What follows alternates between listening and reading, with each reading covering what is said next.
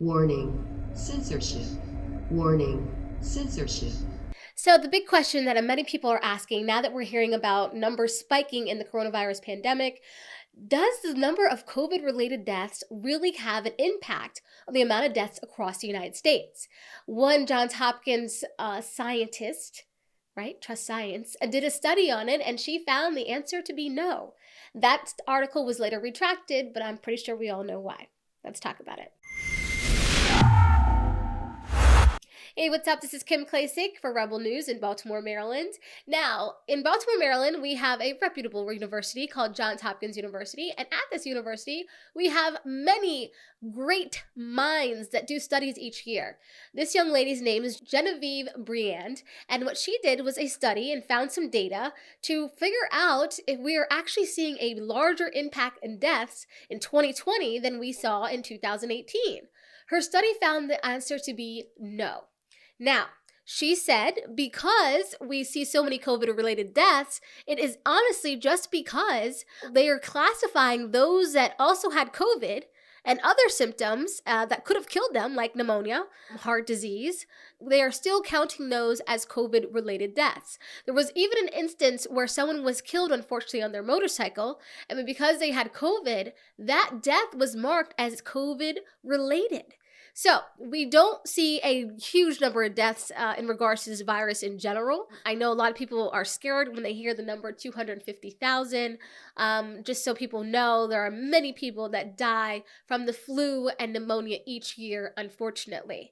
Now, all those lives do matter. Trust me, they do. But in this instance, to shut down the economy, to tell small businesses that they can't run their business, to basically ruin Christmas for lots of children across the United States because their parents aren't working, I don't think we should be doing this. Now, this study was then retracted by Johns Hopkins University's editors.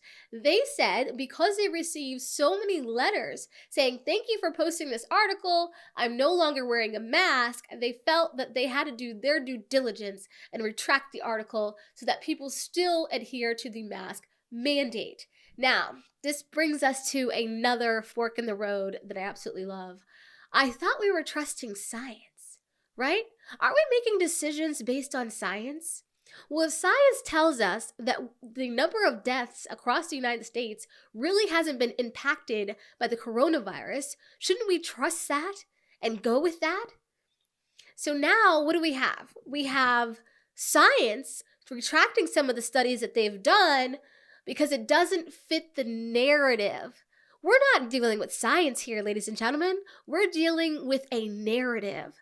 And because the narrative is that the coronavirus is so dangerous, we must wear masks, we must do social distancing, we must shut down bars and restaurants at 10 p.m., that we're going to retract this article as with a study showing that it has no effect on it whatsoever, but they're going to retract it because it fits the narrative. I am doing this video to just point out the fact that we're not following science.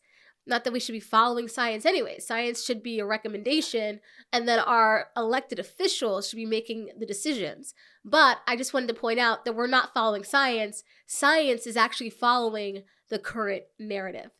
I'm Kim Klacik for Rebel News in Baltimore, Maryland. If you like what you hear, make sure you subscribe and also ring that bell so that every time I post a video, you receive a notification. Thanks.